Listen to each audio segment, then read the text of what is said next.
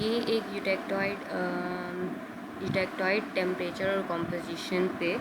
आपकी एक example problem है आपकी। अच्छा, इसमें जो है क्वेश्चन में गिवन है आपका कि 99.6 वीट% आयरन यानी कि 0.40 वीट% कार्बन है उसमें प्रेजेंट, और temperature just below the eutectoid means के 727 से बिलो का टेम्परेचर आपको गिवन है। और एंड डिटरमाइन द फॉलोइंग। अच्छा, उसमें आपको फाइंड आउट करने हैं composition of cementite and the ferrite.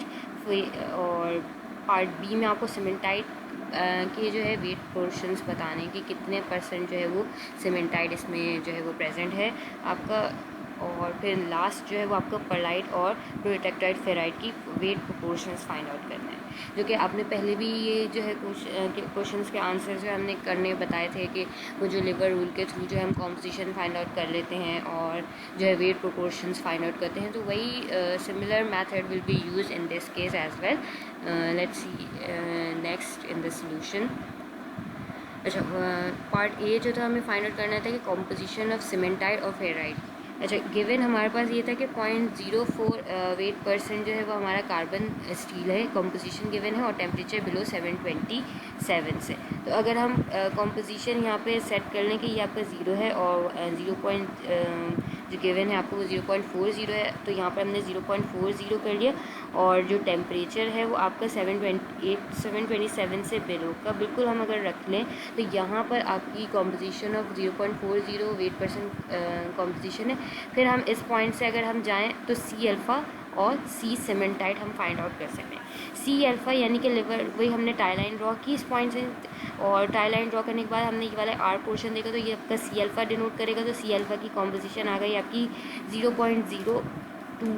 Wait%, यानी कि इसमें मैक्सिमम कार्बन की सॉल्युबिलिटी इस फेज में 0.022 वेट% है, तो वो आपकी सी अल्फ़ा की कॉम्पोजिशन आ गई। इसी तरीके से अगर हम ये लाइन देखें तो सीमेंटाइट की कॉम्पोजिशन है 6.67 या 6.7 अप्रॉक्सीमेट, तो ये आपकी कॉम्पोजिशन आ गई सीमेंटाइट की। तो पार्ट ए हमने सॉल्व कर लिया। इसी तरीके से पार्ट बी था हमारे पास के सीमेंटाइट की जो है अमाउंट फाइंड आउट करनी है या वेट पोर्शन आपको फाइंड आउट करना है सीमेंटाइट का।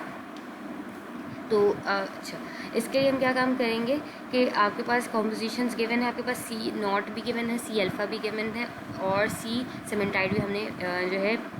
ए पार्ट से फाइंड आउट कर लिया। तो हम वेट पोर्शंस के लिए हम क्या काम करते थे कि जो आपका सीमेंटाइट का फेज़ होता था तो हम उसके अपोजिट अगर हम लें, यानी कि जो हमने पहले भी फेज़ डायग्राम में काम किया था, तो अगर हमें सॉलिड फेज़ फाइंड आउट करना होता तो हम लिक्विड फेज़ की कॉम्पोजिशन लेके डिवाइड बाय होल कॉम्पोजिशन लेते थे। इसी तरीके से यहाँ पे भी हम क्या करेंगे कि अगर हमें सीमेंटाइट का फेज़ फाइंड आउट करना है तो हम यहाँ से C naught minus C alpha कर देंगे और डिवाइडेड बाय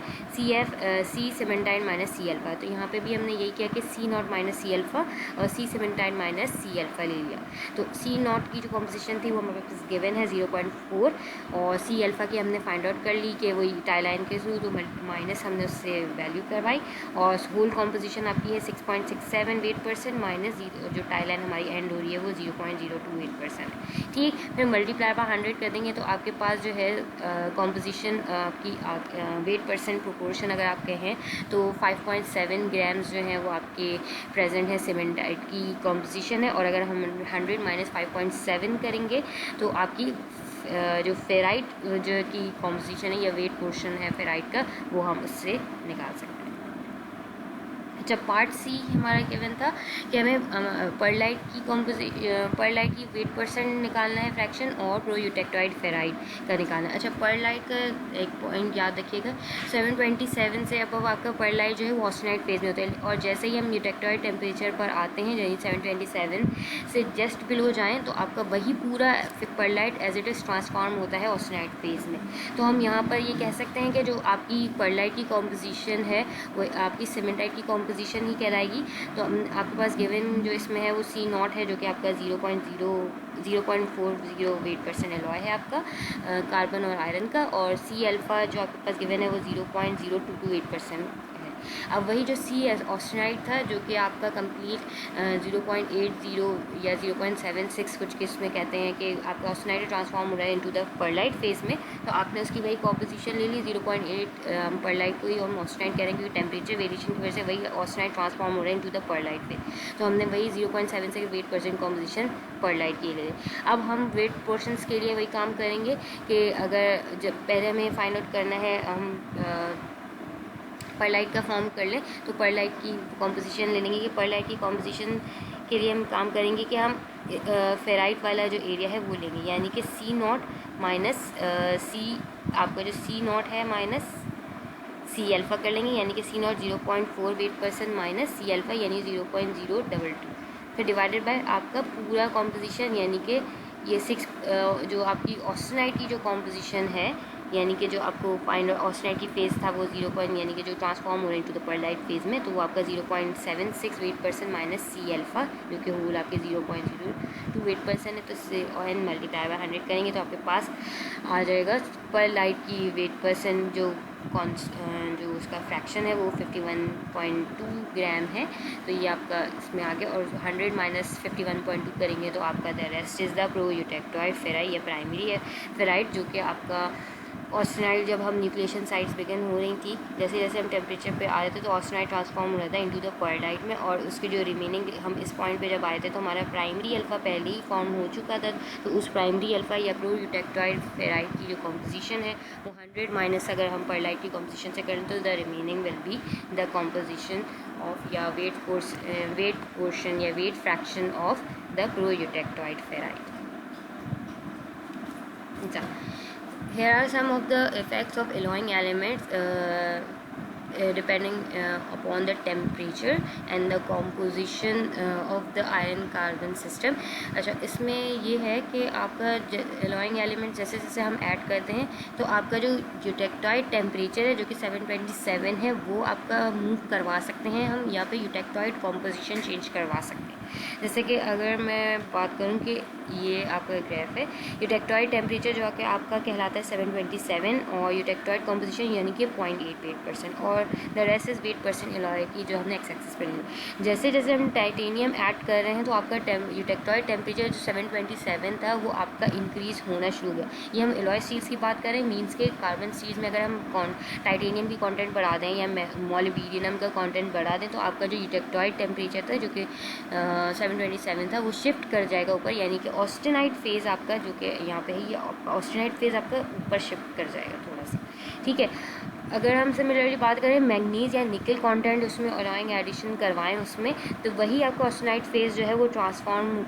जो है वो नीचे शिफ्ट हो जाएगा, यानी कि 727 से बिलो आ जाएगा, मीन्स कि वो 600 की रेंज में आना शुरू हो जाएगा जो कि आपका ऑस्टेनाइट फेज़ है। ये आपका यहाँ 727 पे एंड हो रहा है आपका ऑस्टेनाइट फेज़ ट्रांसफॉर्म हो रहा है परलाइट में। अब यही ऑस्टेनाइट फेज़ आपका मैग्नीज या निकल की एडिशन की वजह से ये आपका फेज़ पूरा नीचे की तरफ शिफ्ट हो जाएगा। इसी तरीके से अगर हम कॉम्पोजिशन की बात करें तो अगर आप टाइटेनियम या कोई भी अलॉइंग एलिमेंट्स आप ऐड करवाएंगे तो आपकी कॉम्पोजिशन में चेंजेस आएंगे, जिसकी वजह से आपका जो है वो कॉम्पोजिशन आपकी चेंज हो रही है, यानी कि 0.8 वेट परसेंट अगर यूटेक्टॉइड कॉम्पोजिशन है, यूटेक्टॉइड स्टील भी जिसे हम कहते हैं, तो अब उसके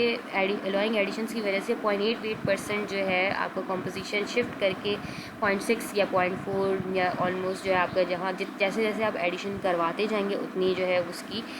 कॉम्पोजिशन में जो है वो डिक्रीज़ होना शुरू हो जाएगा। So here is the summary for the phase diagrams for the chapter of 4 phase diagram, जिसमें आपने मोस्ट इम्पॉर्टेंट चीज़ें पढ़ी थी। आपने पढ़ा था सबसे पहले आप लोगों ने बाइनरी आइसोमॉर्फस पढ़ा, फिर आपने उसमें डिस्टिंग्विश करना सीखा कि कौन से फेज रीजन्स हैं, लिक्विड है, सॉलिड है, आपका सॉलिबिलिटी है, फिर आप जिसमें आपने weight portion fraction find out करना सीखे, फिर आपने कॉम्पोजिशन फाइंड आउट करना सीखी एट गिवन टेम्परेचर और कॉम्पोजिशन पे। फिर आपने देखा कि अगर हम अलॉइंग एडिशन इन्वॉल्व करवाएं सॉलिड सोल्यूशन में, तो आप कैसे टेंसाइल स्ट्रेंथ को इंक्रीज़ करवाएंगे, और टेंसाइल स्ट्रेंथ का डक्टिलिटी का इन्वर्स रिलेशन है। इसी तरीके से फिर आप यूटेक्टिक पे आए तो यूटेक्टिक भी सेम था, बस इसमें चेंजेस सिर्फ इतनी है कि उसकी लिमिटेड सॉलिबिलिटी है या पार्शियल सॉलिबिलिटी है इन सॉलिड फेजेस, यानी कम्प्लीटली सॉलिबल नहीं है आपके। इसके बाद फिर हमने यूटेक्टॉइड फेज डायग्राम पढ़ी, जिसे हम आयरन कार्बाइड फेज डायग्राम कहते हैं, जिसकी मोस्टली यूजेज है वो स्टील सेक्टर में है आपका, कि आप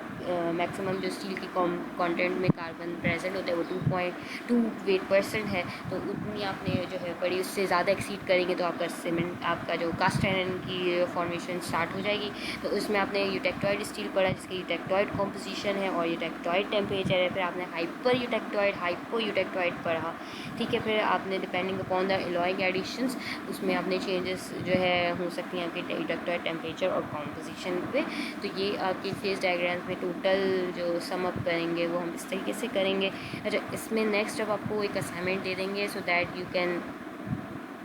सॉल्व जो है फेजेस को जो है आप सॉल्व कर सकें। तो एक डायग्राम दे देंगे जिससे आप phase proportion, weight proportion, phase composition जो है वो कैलकुलेट कर सकें।